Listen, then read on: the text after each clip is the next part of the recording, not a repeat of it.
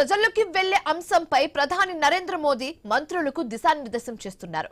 ప్రధాని మోదీ అధ్యక్షతన కేంద్ర మంత్రిమండలి భేటీ అయింది. సేవా తీర్థలో సమావేశం జరుగుతోంది.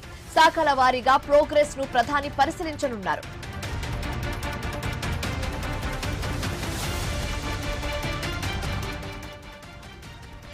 ఐదు దేశాల టూర్ తర్వాత ఈ రోజు ప్రధాని నరేంద్ర మోదీ ఒక కీలక సమావేశం మంత్రులతో ఏర్పాటు చేయడం జరిగింది. ప్రజలకు వెళ్లే అంశంపై ప్రధాని నరేంద్ర మోదీ మంత్రులకు దిశానిర్దేశం చేస్తున్నారు. ప్రధాని మోదీ అధ్యక్షతన కేంద్ర మంత్రుల మండలి భేటీ అయింది. సేవా తీర్థలో సమావేశం జరుగుతుంది. శాఖల వారీగా ప్రోగ్రెస్ ను ప్రధాని పరిశీలించనున్నారు. అలాగే రాజకీయ, ఆర్థిక, విదేశాంగ పరిస్థితులపై కూడా ప్రత్యేకంగా ఫోకస్ చేయనున్నారు. దేశవ్యాప్తంగా ప్రత్యేక కార్యక్రమాలు నిర్వహణకు ప్లాన్ చేస్తున్నారు. మరోవైపు మంత్రివర్గ పునర్వ్యవస్థీకరణపై కూడా ఊహాగానాలు వినిపిస్తున్నాయి. జూన్ 2వ వారంలో మంత్రివర్గ పునర్వ్యవస్థీకరణ ఉండే అవకాశం ఉంది. సో దానికి సంబంధించి ఈ సమావేశంలో చర్చించే అవకాశం కూడా గట్టిగానే కనిపిస్తోంది.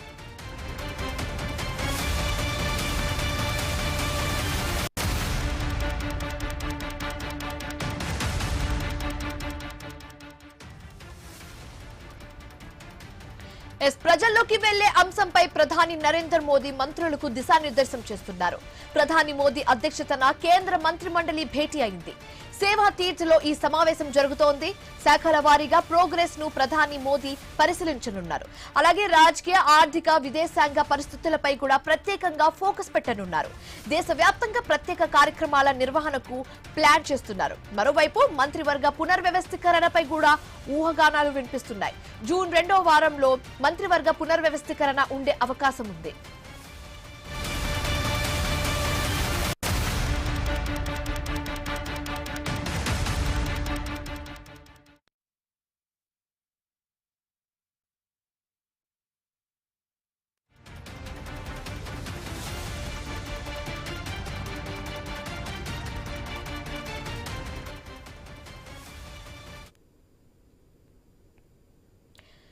ప్రజల్లోకి వెళ్లే అంశంపై ప్రధాని నరేంద్ర మోదీ మంత్రులకు దిశానిర్దేశం చేస్తున్నారు. ప్రధాని మోదీ అధ్యక్షతన కేంద్ర మంత్రిమండలి భేటీ అయింది.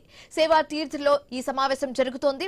శాఖల వారీగా ప్రోగ్రెస్ ను ప్రధాని మోదీ పరిశీలించనున్నారు. అలాగే రాజకీయ, ఆర్థిక, విదేశాంగ పరిస్థితులపై కూడా ప్రత్యేకంగా ఫోకస్ పెట్టనున్నారు. దేశవ్యాప్తంగా ప్రత్యేక కార్యక్రమాల నిర్వహణకు ప్లాన్ చేస్తున్నారు. మరోవైపు మంత్రివర్గ పునర్వ్యవస్థీకరణపై కూడా ఊహాగానాలు వినిపిస్తున్నాయి. ఇదే అంశానికి సంబంధించి మరింత తాజా సమాచారం మా కరెస్పాండెంట్ ఏవై స్వామి ఫోన్ ద్వారా అందిస్తారు. స్వామి, ఐదు దేశాలకు సంబంధించి ఆ టూర్ ముగింపు తర్వాత ఈరోజు ప్రధాని మోదీ ఇండియాకు వచ్చి ఈ సమావేశం అత్యవసరంగా కండక్ట్ చేస్తున్నట్టుగా తెలుస్తుంది. అయితే ఈ సమావేశంలో ఎలాంటి అంశాలకు సంబంధించి చర్చించే అవకాశం ఎక్కువగా ఉంది? పూర్తి డీటెయిల్స్ ఏంటి?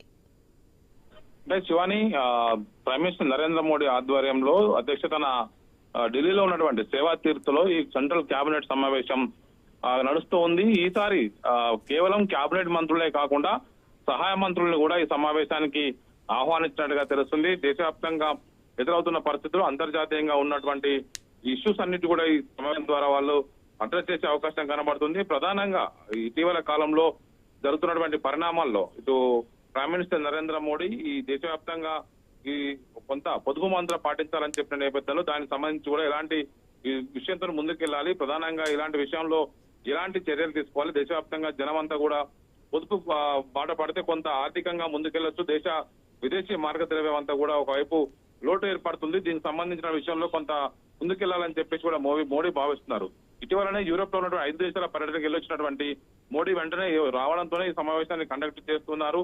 ఈ సమావేశంలో పశ్చిమాసియాలో ఇటు ఇరాను, ఇజ్రాయెల్, అమెరికా వారి కారణంగా ఏర్పడేటువంటి పరిస్థితుల వల్ల దేశ ఆర్థిక వ్యవస్థకు ముప్పొచ్చి ఏర్పడదు. దీంతో దేశంలో జరుగుతున్నటువంటి పరిణామాలను అడ్రస్ చేయాలని చెప్పేసి భావిస్తున్నారు. మరోవైపు సరిగా పనిచేయని మంత్రులను కూడా ఈసారి తొలగించాలని భావిస్తున్నారు. ఇప్పటికే 30 మంది వరకు కూడా కొత్త వారికి అవకాశం ఇవ్వాలని భావిస్తున్నారు. మూడోసారి ప్రైమ్ మినిస్టర్ నరేంద్ర మోడీ అయిన తర్వాత ఆ ప్రభుత్వంలో కొంత ప్రోగ్రెస్ గా ఇటీవల కాలంలో వివిధ రాష్ట్రాల ముఖ్యమంత్రులు కావచ్చు చాలా మంది కూడా కేంద్రానికి ఫిర్యాదు చేస్తున్నారు. మోడీ కార్యాలయం ఉన్నంత స్పీడ్ గా మంత్రుల కార్యాలయాలు పనిచేయట్లేదు, వాటి విషయంలో కొంత సీరియస్ గా దృష్టి పెట్టాలని చెప్పేసి కూడా ఫిర్యాదులు అందుతున్నాయి. దాంతో చాలా మంది మంత్రుల పనితీరు పైన మోడీ అసంతృప్తిగా ఉన్నారు. వారికి సంబంధించినటువంటి శాఖల వారీగా ప్రోగ్రెస్ రిపోర్ట్లను పరిశీలించి వారి పనితీరును వైపు తీసుకునే అవకాశం కనబడుతుంది. ఇటీవల భారతీయ జనతా పార్టీకి సంబంధించిన సంబంధించి మంత్రుల విషయంలో కూడా కొంత అసంతృప్తి ఉంది.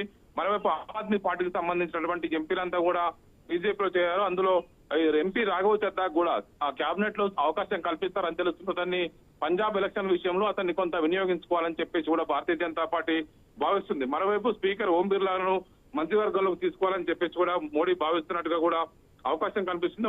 ఒకవైపు లోక్సభ స్పీకర్ గా మహిళకు అవకాశం ఇచ్చే అవకాశం ఉన్న చర్చ కూడా కొనసాగుతుంది.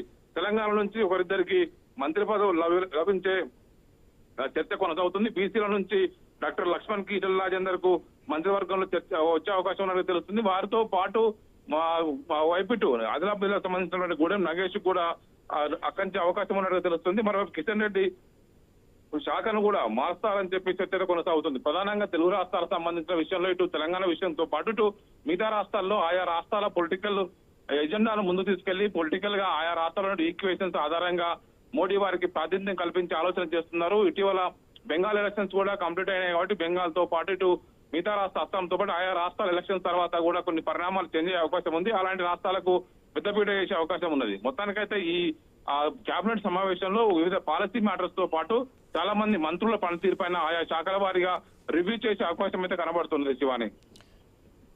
Right, thank you Swamy.